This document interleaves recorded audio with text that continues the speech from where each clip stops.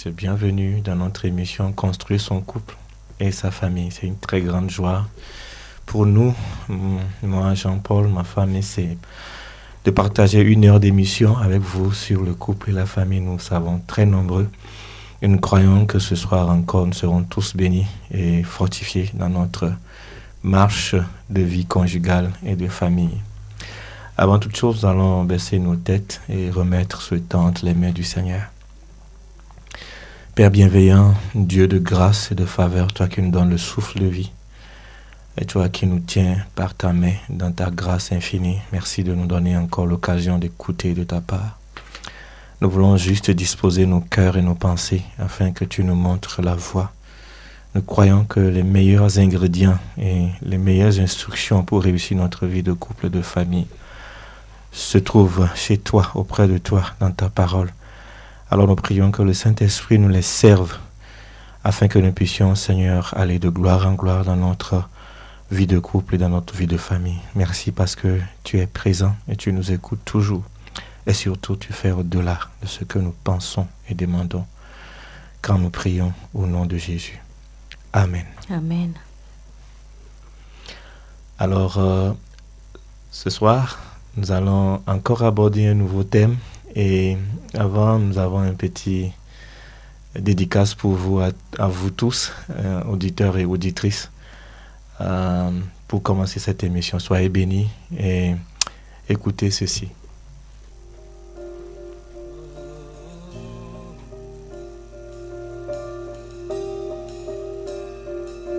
Je chanterai ta bonté, je chanterai ton amour. Même si la saison change, tu as toujours été bon. Même si la nuit s'assombrit, même si la promesse tarde, tu as toujours été fidèle, me rappelant ton amour. Je chanterai ta bonté, je chanterai ton amour. Même si les saisons changent, tu as toujours été bon. Même si la nuit s'assombrit, même si les promesses tardent, tu as toujours été fidèle, me rappelant ton amour. Tu es bon. Maintenant je chanterai que tu es bon. Le soir je redirai que tu es bon. Tu es bon pour moi. Encore une fois chantons que le Seigneur est bon. Tu es Il est bon. De jour en jour. Maintenant je chanterai de plus en plus bon. Il est le soir je redirai que tu es Il est bon. Tu es bon pour moi.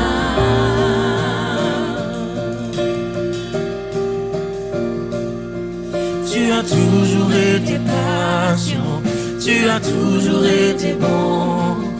Tu es le même d'âge en âge, auquel ami tu es.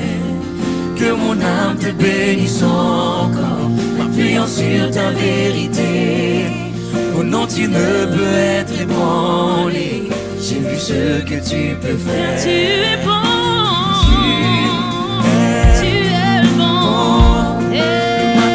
Je chanterai que tu es bon. Le soir je redirai que tu es bon. Tu es bon pour moi.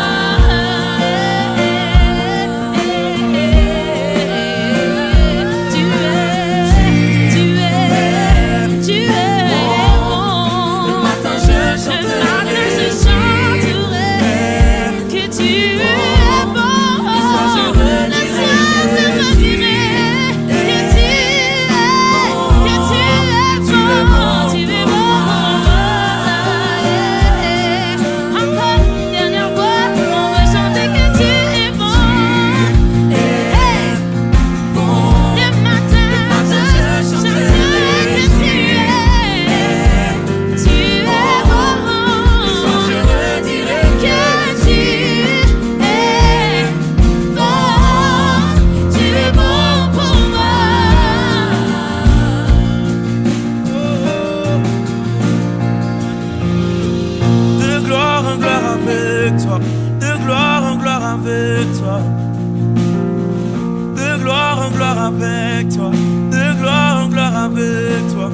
Chantons-le de gloire en gloire avec toi, de gloire en gloire avec toi. Nous montons plus haut, de gloire en gloire avec toi, de gloire en gloire avec toi. Nous montons plus haut, de gloire en gloire avec toi, de gloire en gloire avec toi. Nous montons plus haut, de gloire en gloire avec toi, de gloire en gloire avec toi. Nous allons plus loin, de gloire en gloire avec toi, de gloire en gloire avec toi.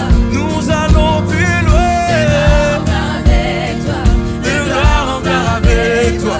Oui, de gloire en gloire, de gloire en gloire avec toi, de gloire en gloire avec toi. Seigneur, avec toi, c'est de gloire en gloire. Quel que soit là où nous commençons dans notre vie de couple, ta vision et ton désir pour nous, c'est que nous puissions aller de gloire en gloire. Ton but n'est pas que nous régressions, que le premier amour s'éteigne, que nous devenions comme des étrangers, loin à l'égard de l'autre, que nous devenions froids, distants. Mais tu veux que nous puissions aller de gloire en gloire dans l'unité, dans l'amour, dans la passion, de la flamme du départ. Malheureusement, ce n'est pas toujours le cas et ce soir, nous voulons aborder ce thème, comment entretenir la flamme de l'amour du début. Si ce n'est pas le cas, ce n'est pas à cause de toi, Seigneur, c'est sans doute parce qu'il y a certains principes que nous n'avons pas compris, que nous n'avons pas mis en place et qui ont volé notre premier amour, qui ont éteint notre premier amour. Et notre prière ce soir, c'est que l'émission de ce soir puisse nous aider à ranimer la flamme, à remettre les choses en place et à retrouver ce premier amour dans notre vie de couple. Bonsoir chérie. Bonsoir. Comment Je tu salue les auditeurs. Et c'est une grâce pour nous de nous retrouver encore ce soir autour de ce thème, le premier amour, une flamme à entretenir dans le couple. Alors, avant de commencer par décortiquer un peu ce thème, je pense que nous allons baser ce thème sur deux passages de la parole de Dieu. Le premier se trouve dans le livre de Jérémie. Jérémie, chapitre 2. Nous allons lire le premier et le deuxième verset. La Bible dit ceci: j'ai reçu cette parole du Seigneur. Va faire entendre ce message à la population de Jérusalem. Voici ce que déclare le Seigneur. Je garde le souvenir de ce que tu étais autrefois, comme tu m'étais attaché lorsque tu étais jeune, comme tu m'aimais quand tu étais ma fiancée. Tu me suivais au désert, dans cette région où rien ne pousse. Israël, tu étais alors à moi seul, comme les premiers produits d'une récolte. Tous ceux qui touchaient à toi avaient affaire à moi, et il leur arrivait aussitôt malheur, déclare le Seigneur. Amen. Amen. Alors, je vais lire le second passage qui se trouve dans Apocalypse 2, le verset 2 à 6. Voici ce que la parole de Dieu dit.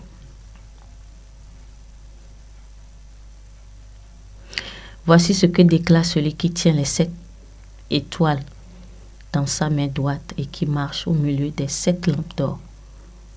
Je connais ton activité, la peine que tu t'es donnée et ta persévérance. Je sais que tu ne peux pas supporter les méchants. Tu as mis à l'épreuve ceux qui se disent apôtres, mais ne le sont pas, et tu as démasqué leur imposture. Tu as de la persévérance. Tu as souffert à cause de moi et tu n'étais pas découragé. Verset 4 dit, mais j'ai un reproche à te faire. Tu ne m'aimes plus comme au commencement. De quelle hauteur tu es tombé? Prends-en conscience. Change d'attitude et agis comme tu l'as fait au commencement. Amen. Amen. Alors, je pense que ce passage... dans ces deux passages, nous voyons un peu le premier amour, la façon dont le Seigneur parlait au peuple d'Israël, à la nation d'Israël. Et en fait, c'est le couple parfait. C'est le couple parfait dans la parole de Dieu. Comme Jésus-Christ et l'Église.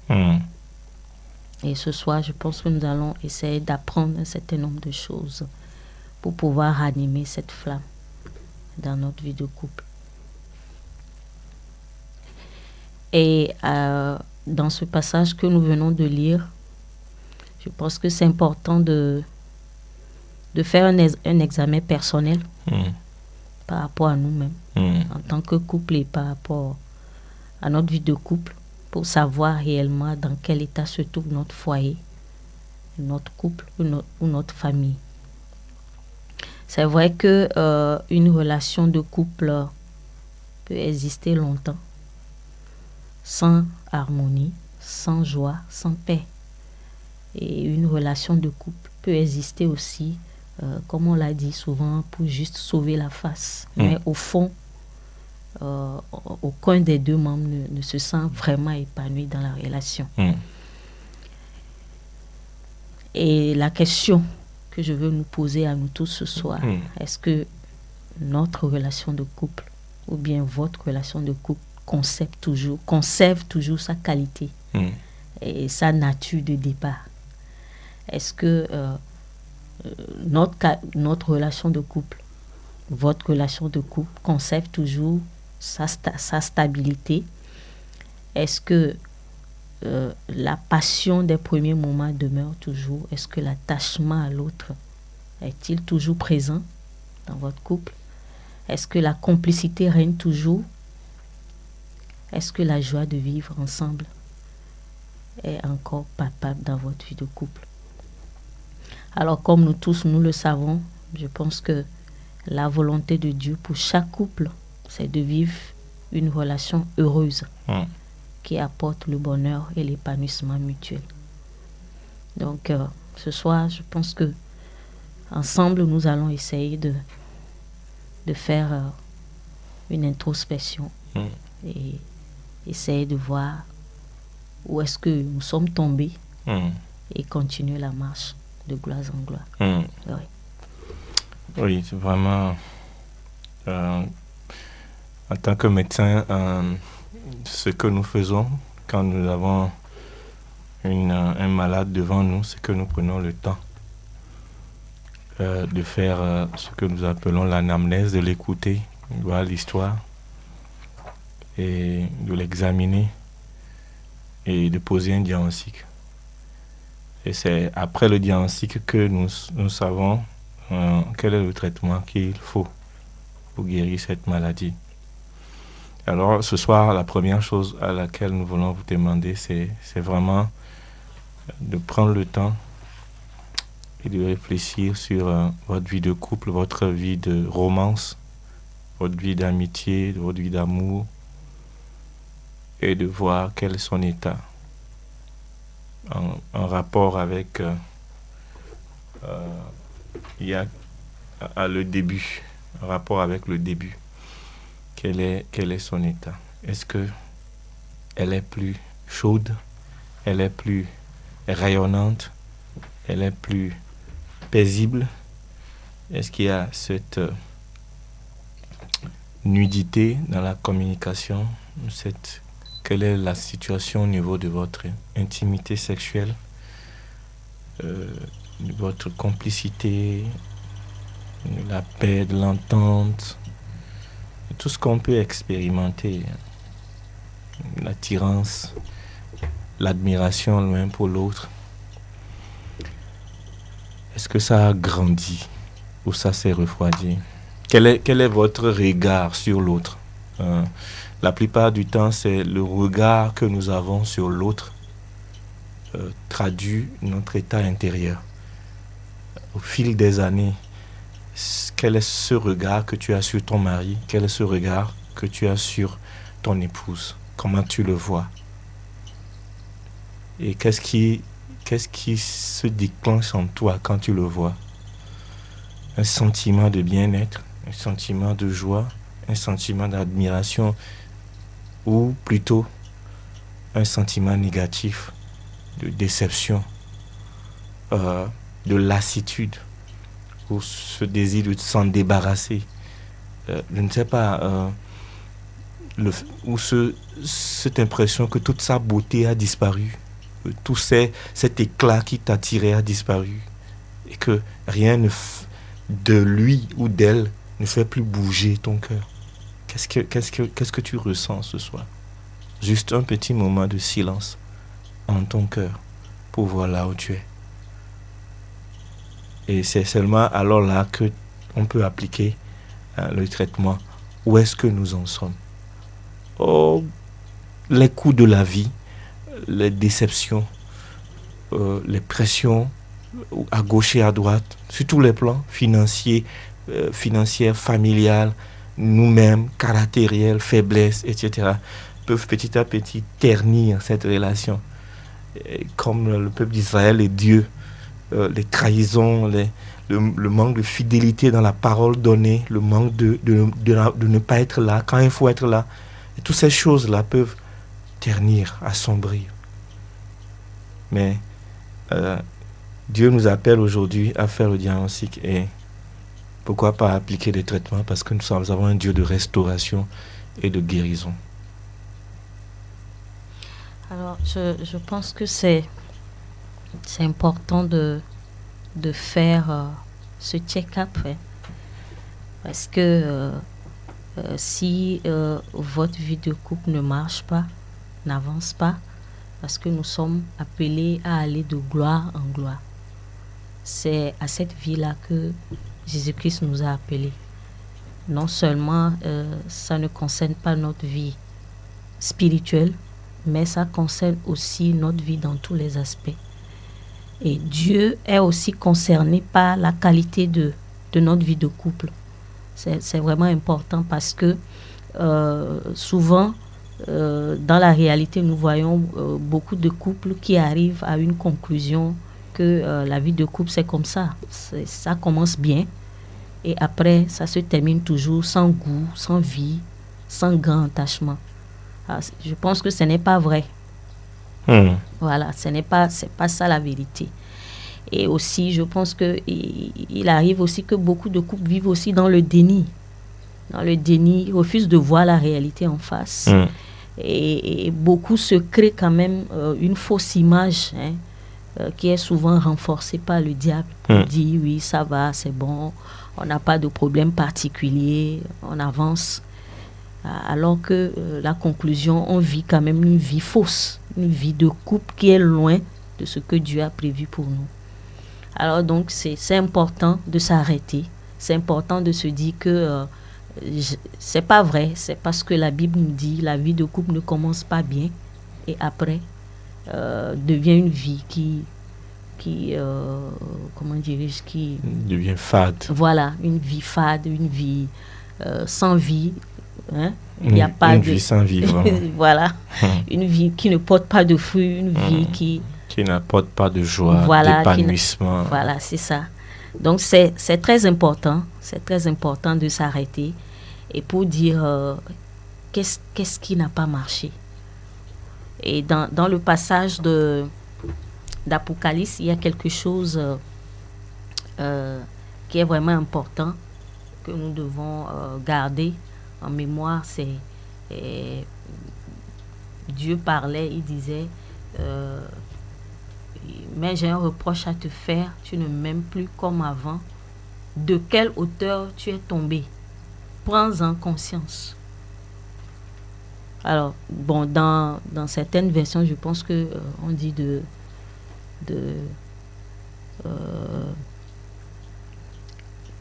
faire un check-up, c'est-à-dire de savoir là où je suis tombé. Tu t'arrêtes pour dire, mais qu'est-ce qui s'est passé?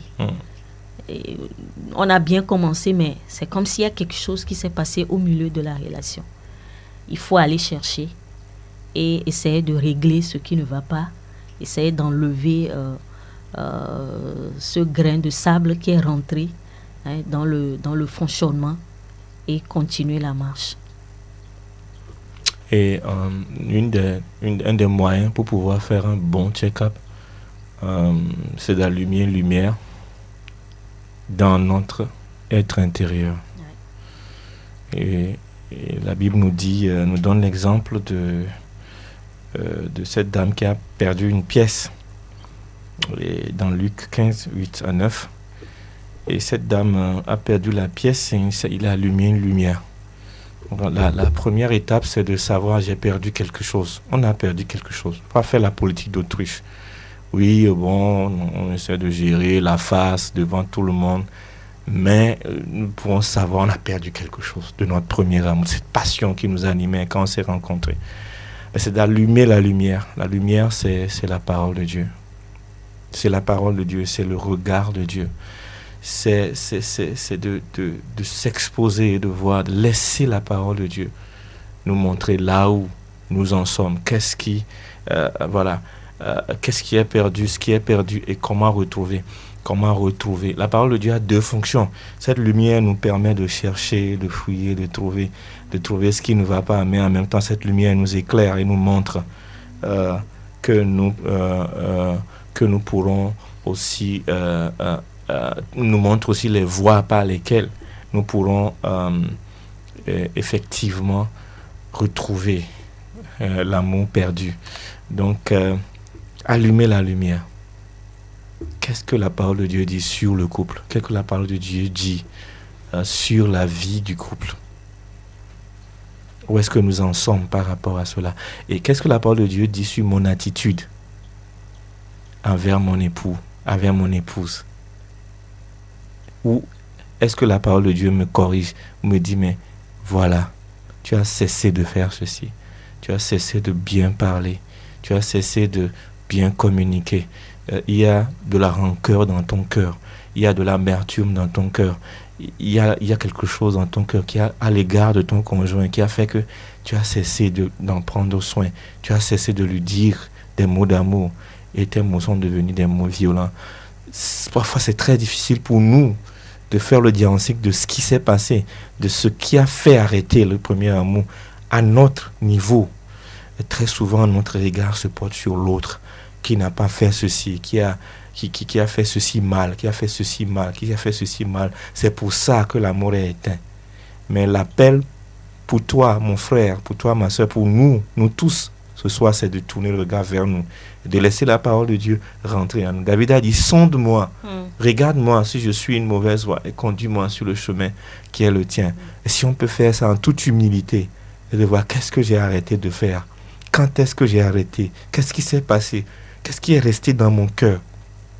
Si la lumière vient, si nous acceptons la lumière, ce que la Bible nous dit aussi dans 1 Jean, on dit la lumière est venue, mais on n'a pas accepté la lumière. Quand nous acceptons la lumière, et la lumière vient, sonde, et que nous reconnaissons, et que nous apportons à Dieu ce qui n'a pas marché, alors commence la restauration et la guérison.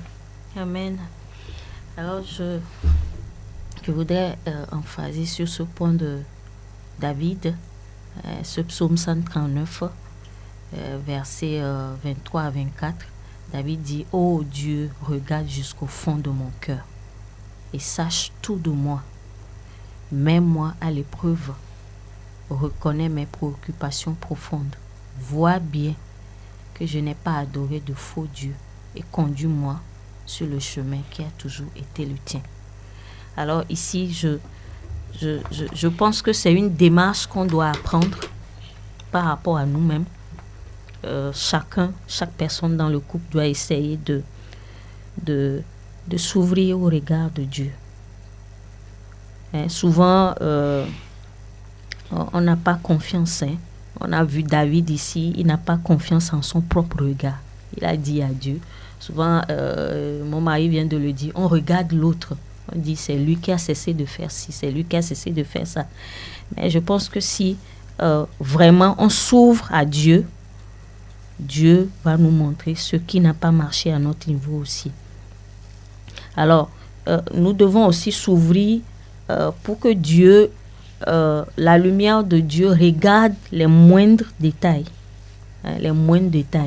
de notre vie. Et à la fin, nous devons aussi être disposés à accepter le verdict de Dieu.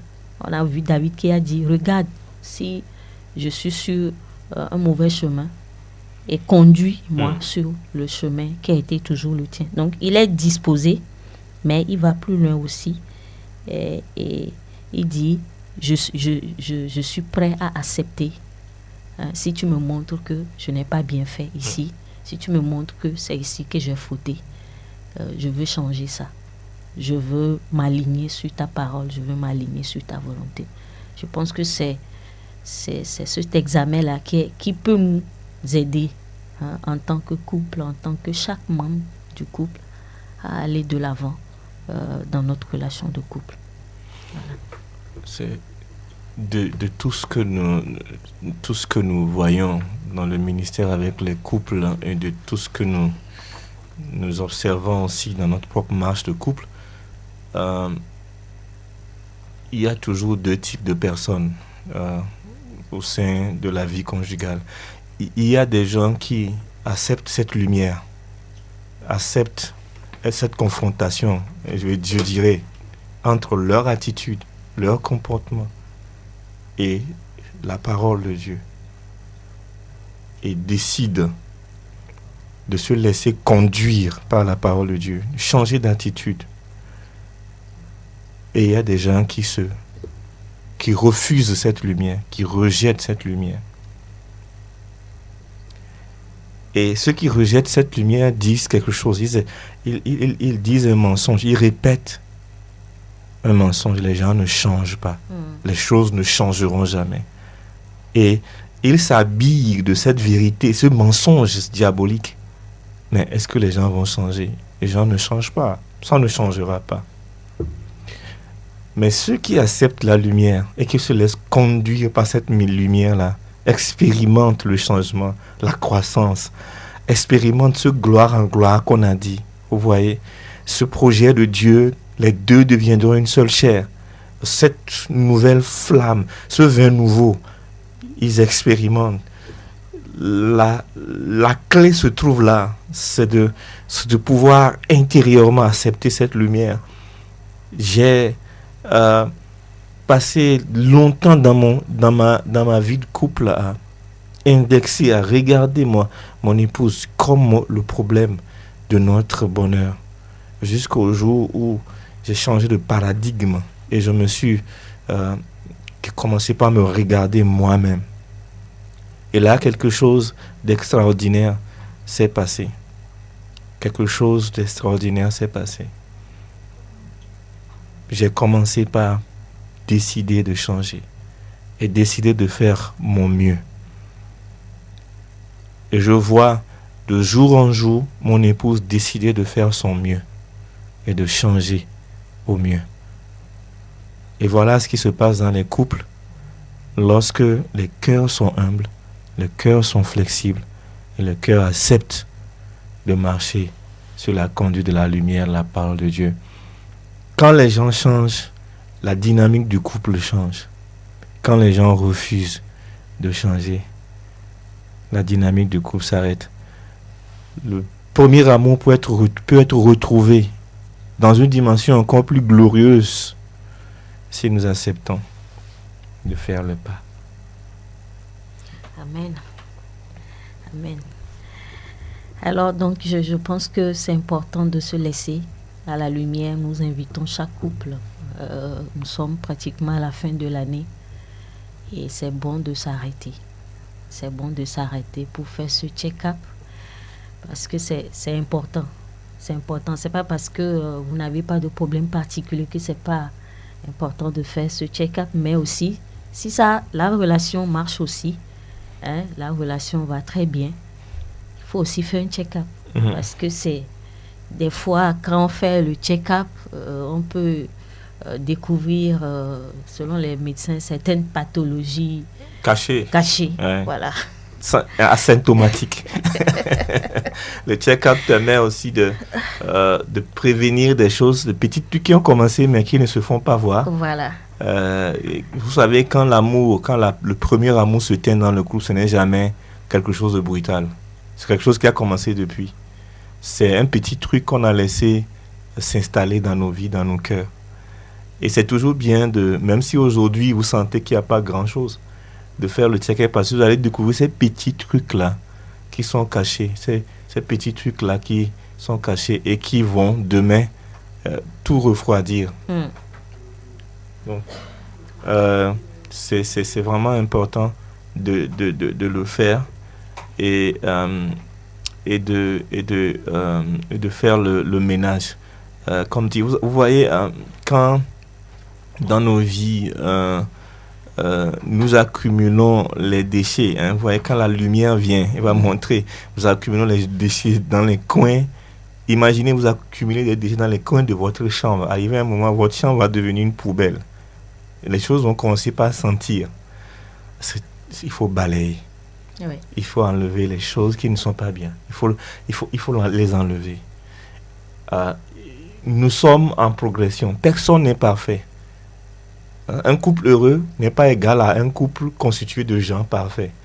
Mais un couple heureux, c'est un couple constitué de gens imparfaits qui acceptent constamment de faire le ménage avec ce que la parole de Dieu leur montre. Et faire le ménage, balayer et laisser place à de nouvelles choses. Voilà ce à quoi nous devons travailler. Un check-up et puis un ménage en toute humilité. Et puis un nouvel engagement pour aller encore de l'avant dans notre premier amour. Oui, avec ce passage de Luc qu'on avait lu concernant cette femme qui avait perdu cette pièce-là. Peut-être ce soir, peut-être c'est une pièce que vous avez perdue dans votre couple. Une seule pièce, on ne sait pas. Ça peut être la pièce de l'intimité, la pièce de l'amitié, la pièce de je ne sais quoi, je ne sais pas, mais continue toujours par balayer. La femme, quand elle a continué par balayer, elle a allumé la lumière, elle a commencé par faire le ménage, elle a commencé par balayer, elle a retrouvé la pièce.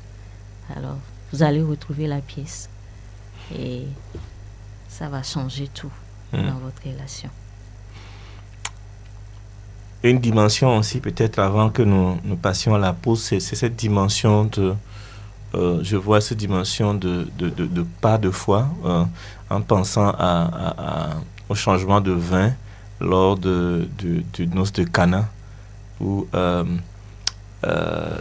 Jésus-Christ appelle simplement à mettre de l'eau dans les vases.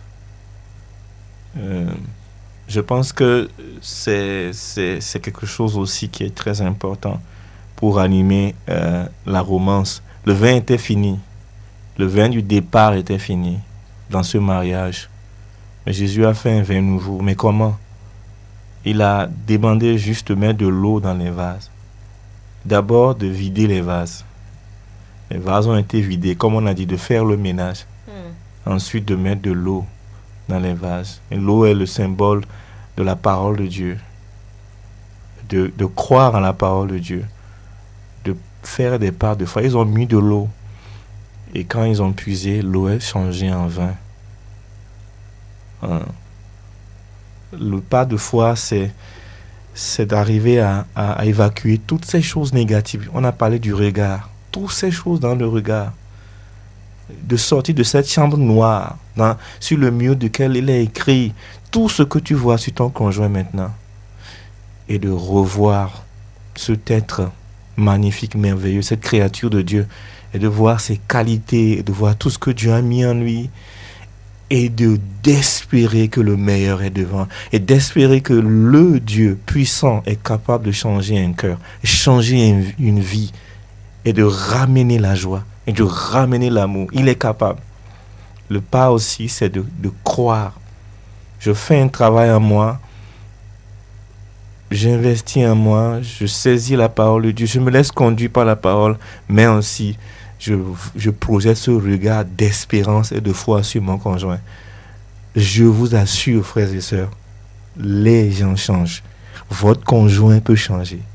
C'est un mensonge, on dit il ne changera pas. Votre conjoint va changer, votre conjoint va devenir le meilleur partenaire, la meilleure amie, le meilleur ami que vous avez jamais eu. Quand vous commencez pas à annoncer des changements et pas avoir le regard de foi à l'égard de votre conjoint. Que le Seigneur vous fortifie. Amen. Chérie, un mot de fin? Oui, c'est pour encourager chaque couple à rechercher vraiment avec soin. Nous avons vu cette femme qui a cherché avec soin ce qu'elle a perdu. Et je me souviens aussi de ce passage où David était parti en guerre quand il était chez les Philistins. Et un jour, il est revenu avec ses hommes à la maison. Et il a vu que les gens sont venus dévaster Tiklag. Voilà. Et ils ont emporté tout, les enfants, les femmes, tout. Et la Bible a dit que David et ses hommes ont pleuré juste à ceux qui n'avaient plus la force. Et il s'est assis, il a demandé au Seigneur, dois-je aller les combattre? On a dit David a combattu, juste il a ramené tout. Alors je veux encourager un couple à se battre. Et tout ce que nous avons perdu comme des choses de valeur dans notre vie de couple doivent être cherchés avec la persévérance, ce courage-là. La hargne du guerrier. Voilà, pour pouvoir ramener tout dans la vie de notre famille. Soyez encouragés, soyez bénis au nom de Jésus. Amen. Amen. Seul l'ennemi vient pour détruire, égorger et ravager. Oui. Mais le Fils de l'homme est venu pour que nous ayons la vie et la vie en abondance. Vous avez droit à la joie. Oui. Vous avez droit au bonheur. Oui. Et c'est possible parce que Dieu est de votre côté et Dieu le veut pour vous. Et notre prière, quand on dit se battre pour amener la joie, souvent le plus grand combat, c'est le combat contre nous-mêmes. C'est le combat de se battre contre notre ego pour laisser l'humilité nous amener à construire et à bâtir. Prions le Seigneur. Seigneur, nous voulons ce soir proclamer la restauration et la guérison, le renouvellement, le vin nouveau dans un mariage, dans un couple que l'ennemi a essayé de briser, de détruire, que la rancœur a essayé d'éteindre, que la lassitude a essayé d'éteindre. Seigneur, nous venons contre ce mensonge qui dit que au fur et à mesure, quand les couples prennent en âge, ils deviennent distants et froids. Tu as dit que les deux deviendront une seule chair. Dans ta pensée, tu veux que le premier amour demeure toujours et grandisse de gloire en gloire. Seigneur, nous venons contre ce mensonge qui dit les gens ne changent jamais. Et ce conjoint qui écoute tout à l'heure, en ce moment, et qui dit il ne changera pas, elle ne changera pas. Je prie, Seigneur, que tu lui communiques la foi et l'espérance qu'avec toi, tout peut changer. Et le vin nouveau peut revenir. Et l'amour, la romance, l'intimité peut revenir. Nous proclamons cette restauration et ce vin nouveau dans chaque maison et dans chaque couple ce soir. Dans le nom de Jésus. Amen. Amen.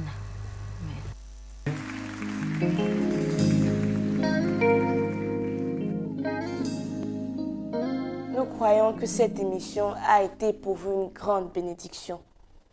Elle est le fruit du ministère Forgim, former une génération qui influence le monde, qui est une mission auprès des familles pour former des couples heureux, des familles fortes, une nation prospère.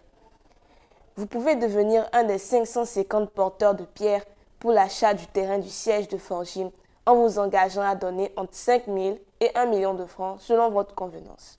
Plus d'infos sur www.forgiminternational.org/550. Que nous soyons ensemble ainsi.